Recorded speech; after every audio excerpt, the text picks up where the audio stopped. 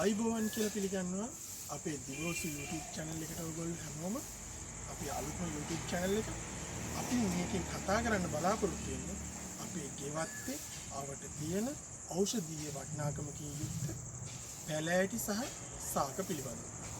අද අපි කතා කරන්නේ අපි කාටත් ප්‍රයෝජනවත් අපි හැමෝම පොදුවේ කතා කරන රෝගයක් නම තමයි ගෑස්ට්‍රික් කියලා අපි කියනවා.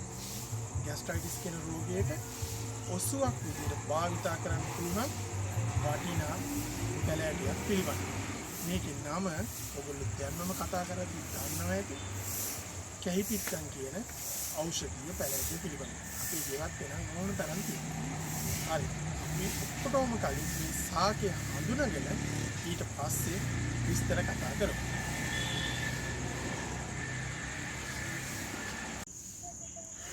මේ තමයි කැහිපිත්තන් වැලක්. මෙන්න බලන්න කොලේ දිලිසෙනවා. මෙන්න යටි පැත්ත ටිකක් ගොරෝසු ස්වභාවයක් තමයි තියෙන්නේ. උඩ නම් දිලිසෙනවා සිනිඳුයි.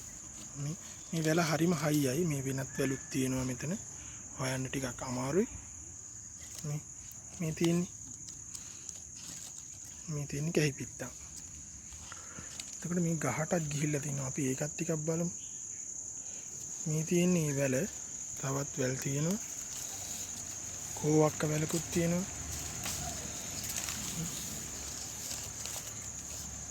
මේ තියෙන්නේ ඒ කැහිපිත්තන්. අපි කොලයක් කඩාගමු. කොළ දෙක තුන.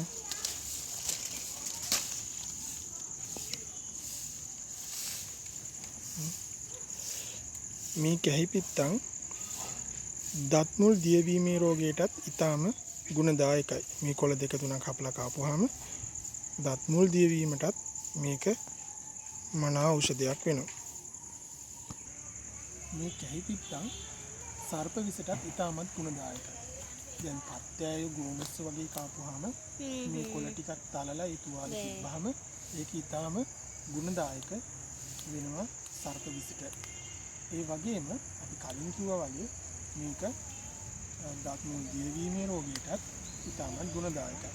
එතකොට අපි හොඳටම දන්න රෝගී මේක ගැන අපි වැඩියෙන්ම කතා කරන්නේ ගෑස්ට්‍රික් රෝගය සම්බන්ධයෙන් ගෑස්ට්‍රයිටිස්. එතකොට මේ කොළ අපි හදාගන්නේ මේ ගෑස්ට්‍රික් වලට ඖෂධයක් විදිහට මේ කොළ අරගෙන පිරිසිදු කරලා හොඳට මේක වංගෙඩියකට වගේ දාලා එහෙම නැත්නම් බ්ලෙන්ඩර් එකකින් හොඳට බ්ලෙන්ඩ් කරගෙන ඒක පෙරා ගන්නවා. පෙරාගෙන අපි වාජනයකට දාලා තියාගත්තාම පැයකින් දෙකකින් වගේ මේක ජෙල් එකක් වගේ ඝන වෙනවා. ඊට පස්සේ සීනි දාගෙන එහෙම නැත්නම් නිකන් හරි ආහාරයට ගන්න පුළුවන්.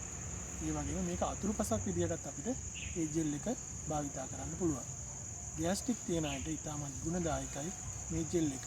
උදේම ආහාරයට ගන්න නැතුව ටිකක් දවල් වෙලා ආහාරයට ගන්න එක හොඳයි මේක. මොකද සීතල ගුණයෙන් යුක්ත නිසා. මේ වගේ ඉතාමත් ගුණදායක ඖෂධීය වටිනාකමින් යුක්ත පැලෑටියක් වැලක් තමයි මේ කැහිපිත්තන් කියලා කියන්නේ. මාත් මේ කැහිපිත්තන් කොළ දෙකක් කන ගමන් තමයි දැන් මේ වෙලාවේ කතා කරන්නේ. අපි ඊළඟට කතා කරමු. ඊළඟ වීඩියෝ එකේ මේ කැහිපිත්තන් ජෙලි එක කොහොමද හදාගන්නේ කියන එක මම විස්තර කරන්නම්. ඒක වීඩියෝ එක ගියනකම් අපි මේ වීඩියෝ එකෙන් බලමු කොහොමද හදාගන්නේ කියලා. එතෙක් ඔබට සුබ දවසක් කියලා ප්‍රාර්ථනා කරමු. අපි මේ වීඩියෝ එකෙන් අදට සමුගන්නවා.